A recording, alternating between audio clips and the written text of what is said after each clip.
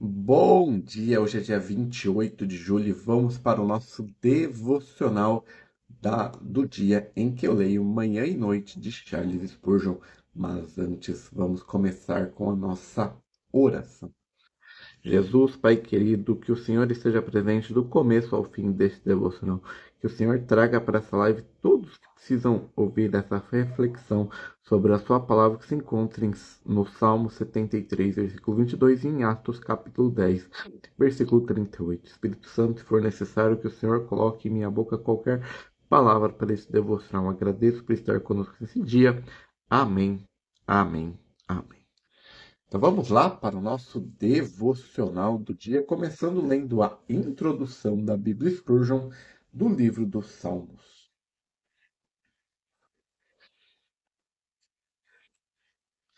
Circunstância da escrita. Como o livro é uma coleção de muitos salmos diferentes escritos ao longo de um grande período de tempo, não apenas o autor para essa coleção. De longe, a designação mais comum nos títulos é Salmo de Davi, que pode se referir a Davi como autor desses salmos. O papel dele como músico na corte de Saul, bem como suas muitas experiências como pastor, soldado e rei, o tornam um provável candidato à composição desses salmos. Outros títulos incluem a designação de Salomão, 72 e 172, a Asaf, dos 50 e dos 70 ao 83, os filhos de Corá, 42 e do 44 ao 49, Etam, 89, Emã, filho de Corá, 88 e Moisés, 90. No caso de Asaf, embora ele fosse um dos principais músicos de Davi, o próprio nome passou a ser associado a um grupo de músicos com o mesmo nome. Isso pode explicar porque um salmo aparente pós-exílico, Salmo 74, inclui no título a informação de Asaf. Salmos consistem em muitos hinos e orações diferentes escritos por indivíduos mais usados pela comunidade. Se considerarmos os nomes que contam no título como os autores, a data da composição varia do tempo de Moisés, século XV a.C., até um tempo após o exílio, sexto século a.C. ou mais tarde. Alguns dos títulos contêm informações históricas que podem indicar o local e o contexto da escrita. As informações podem não se referir à data da composição, mas aos locais onde seus conteúdos estão inseridos, tendo escritos algum tempo depois de os eventos terem ocorrido. Este é um cenário mais provável. Em muitos casos, esses salmos também incluem passagens de ação de graças, mostrando que foram escritas depois de Deus ter respondido às suas orações. Contribuição para a Bíblia, a relação entre as ações de Deus na vida do seu povo e como o povo reagia a elas é a contribuição mais significativa desse livro. Deus nunca falou diretamente em nenhum dos salmos, como sempre fazia nos livros narrativos e proféticos. Assim, os salmos são escritos a partir de uma perspectiva humana, à medida que os autores vivenciam diversas situações da vida. A luta para entender como os atributos de Deus, particularmente sua soberania e bondade, se relacionam às experiências da vida, é um tema importante na coleção. Estrutura. O livro dos Salmos é do começo ao fim um livro de poesia. A poesia hebraica não tem rima ou métrica regular, mas usa um paralelismo que consiste em dois ou três versos que correlacionam e completam o pensamento. Uma parte do paralelismo se trata de um sinônimo onde o segundo verso ecoa o primeiro. O paralelismo antitético apresenta um contraste entre os dois segmentos. No paralelismo sintético, o segundo completa a ideia do primeiro. Os salmos podem ser divididos em classes: hinos, do 145 ao 150, e cânticos de ação de graças, do 30 ao 32. Salmos de lamento, 38 e 39, que são orações ou clamores a Deus em ocasião de angústia. Salmos reais 2 e o 110, aquele a respeito do rei terreno de Israel. Salmos de entronização 96 e 98, quais celebram a realeza do Senhor. Salmos penitenciais 32, 38 e 51, aqueles que expressam contrição e arrependimento. E salmos de sabedoria ou didático 19 e o 119, quais tendem a ser proverbiais. Spurgeon em Salmos. Deus permitiu que Davi passasse por muitas experiências, não tanto por si mesmo, mas para o bem das futuras gerações. Sempre que lemos os salmos dele, podemos nos identificar de uma forma ou de outra. Todas as vezes que me encontro em um beco sem saída, ali vejo Davi. Acho que nunca desci uma situação tão humilhante que não tenha visto nenhuma situação ainda pior. Assim como também nunca subi a um ponto tão alto que não tenha visto Davi, muito acima de mim, pronto para cantar sua música acompanhado do seu instrumento de corda, enquanto eu cantava a minha canção. E essa é a introdução da Bíblia Spurgeon do livro dos Salmos. Agora vamos ler o devocional da manhã. Eu estava embrutecido e ignorante. Era como um irracional à tua presença. Salmo 73, versículo 22. Lembre-se de que esta é a confissão do homem segundo o coração de Deus. E em contar-nos sobre sua vida interior, ele escreve: Eu estava embrutecido e ignorante. A palavra embrutecido aqui significa mais do que entendido na linguagem comum. Asaf, em um versículo anterior desse salmo, escreve: Eu invejava os arrogantes ao ver a prosperidade dos perversos, o que mostra que sua atitude insensata ou embrutecida era pecaminosa. Ele se rebaixa colocando-se como embrutecido, e acrescenta uma palavra para dar intensidade à afirmação.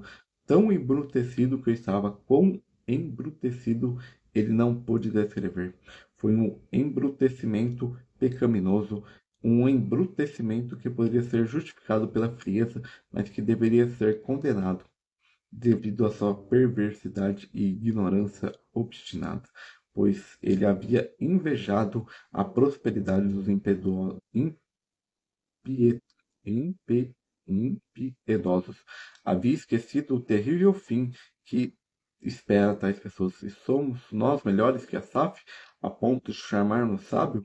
Declaremos ter atingido a perfeição, ou termos sido tão disciplinados ao ponto de varrer de Avara ter retirado de nós toda a obstinação? Isso definitivamente é orgulho. Se Asaf agiu com embrutecimento, quão brutos seriam nós em nossas considerações se pudéssemos apenas olhar nossas atitudes? Olhe para trás, cristão. Pense em você duvidando de Deus quando ele tem sido tão fiel a você. Pense em seu tolo protesto, dizendo: Assim não, meu pai, quando suas mãos foram transpassadas em aflição, para que você recebesse a bênção maior. Pense nas muitas vezes que você destruiu sua providência na escuridão, interpretou mal seu desígnio e lamuriou. Tudo isso está contra mim, quando tudo estava na realidade cooperando para o seu bem. Pense em quão frequente você escolheu o pecado pelo prazer que proporciona, quão, na verdade, esse prazer era uma raiz da amargura para você. Certamente, se conhecemos nosso coração, devemos nos declarar culpados da acusação de insensatez pecaminosa e consistente desse embrutecimento. Devemos tomar para nós a resolução conse consequente de Asaf: Tu me guias com o teu conselho. E esse é o nosso devocional da manhã. Agora vou ler a introdução da Bíblia Spurgeon do livro dos Atos dos Apóstolos, para nós lermos o devocional da noite.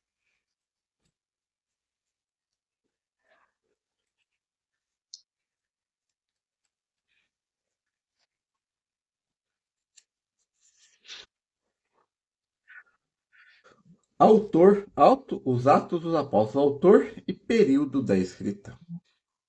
No primeiro versículo do livro de Atos, o autor menciona o fato de já havia escrito um relato anterior sobre tudo o que Jesus começou tanto a fazer como a ensinar até o dia que foi recebido em cima.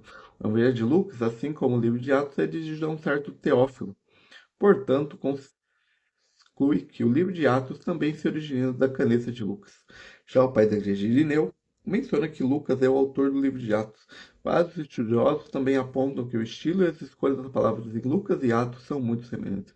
No livro de Atos encontramos duas dicas importantes que são essenciais para determinar o tempo da escrita. Antes de tudo, Lucas menciona o fato de que Atos é a sequência do Evangelho de Lucas, escrito por volta de 55 a 60 depois de Cristo. Portanto, deve ter sido escrito mais tarde.